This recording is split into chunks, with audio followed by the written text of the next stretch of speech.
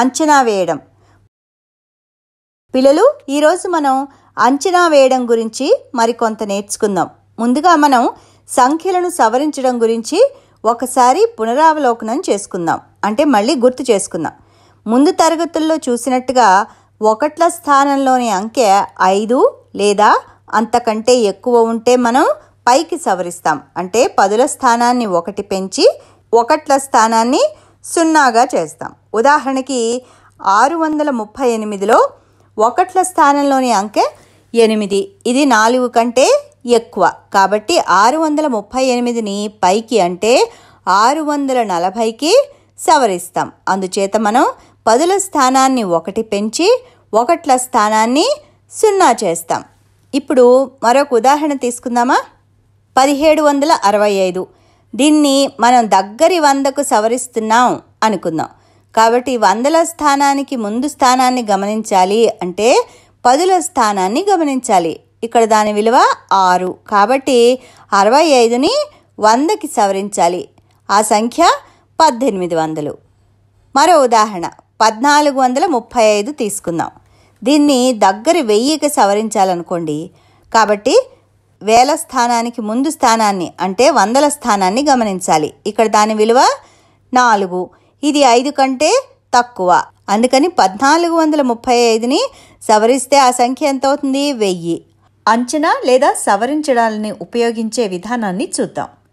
భోలా రెఫ్రిజిరేటర్ని సుమారు 9975 రూపాయలకు మరియు టేబుల్ ఫ్యాన్ని 2230 రూపాయలకి కొన్నాడనుకుందాం. అతని మిత్రుడు రాజు అతనిని టేబుల్ ఫ్యాన్ మరియు రిఫ్రిజిరేటర్లపై ఎంత ఖర్చు చేశావు అని అడిగాడు. దానికి సమాధానంగా భోలా అన్నాడు 12,000. భోలా చెప్పిన సమాధానం సరియైందేనా? 2 ఖరీదుల్ని కూడి చూద్దాం. 9975 ప్లస్ 2230. ఒకట్ల స్థానం నుంచి ప్రారంభించి 5 + 0 = 5, 7 + 3 = 10. దీంట్లో 1ని 100ల స్థానం కింద రాయాలి. తర్వాత 9 + 2 = 11. కింద రాయబడిన 1 12. మళ్ళా 9 + 2 11 ప్లస్ కింద రాయబడిన 1 ఎంత అవుతుంది? 12. కాబట్టి సమాధానం 12,205 రూపాయలు. భోలా ఇచ్చిన సమాధానం ఏమిటి? 12,000. కానీ నిజానికి అది 12,205. మరి అతను చెప్పింది కరెక్టేనా? ఇది 12,000కి సవరించబడింది. మనం వేల గురించి మాట్లాడేటప్పుడు 205 అనేది లెక్కలోకి రాదు. కాబట్టి దాన్ని మనం వదిలేయచ్చు. ఇది మీ అందరికీ అంచనా వేయడం అని తెలుసు. మరి భోలా ఏం చేశాడు? అతడు ఆ సంఖ్యను దగ్గరి 1000కి సవరించాడు.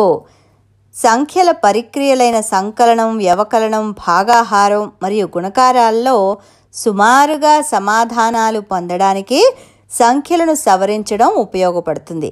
కాబట్టి భోలా 2 ఉపకరణాలని సుమారుగా 12,000కు కొన్నాడు.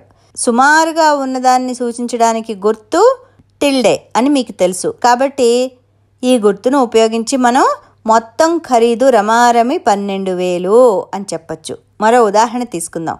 జగన్ 98 గోధుమ బస్తాలను ఒక్కొక్కటి 121 రూపాయలకి అమ్మాడు. అతను 98 బస్తాలకి ఎంత సంపాదించాడు? ప్రతి బస్తా ఖరీదు 121. ఎన్ని బస్తాలు?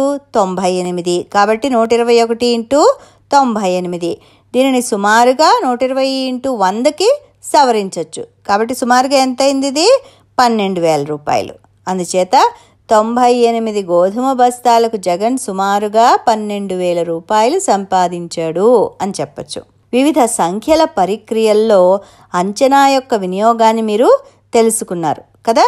ఈ అంచనా మనకి సంకలనం, వ్యవకలనం, భాగాహారం మరియు గుణకారాల్లో సమాధానాలు సుమారుగా తెలుసుకోవడానికి సహాయపడుతుంది. ఇది మన దైనందిన జీవితంలో ఈ సంఖ్యను సవరించడం అనేది చాలా ఉపయోగకరంగా ఉంటుంది. మరి మీకు ఈ పాఠం అర్థమైంది కదా. తర్వాత పాఠంలో మరిన్ని విషయాలు నేర్చుకుందాం.